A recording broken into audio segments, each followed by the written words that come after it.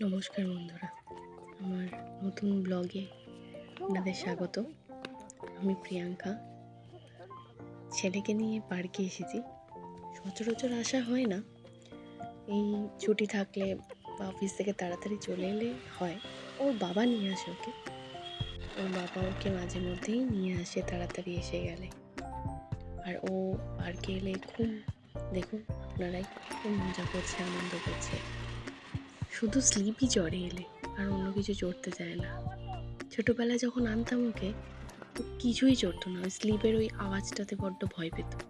কিন্তু এখনও পার্কে সব কিছুই চড়ে। বিশেষ করে পছন্দ হলো স্লিপটা।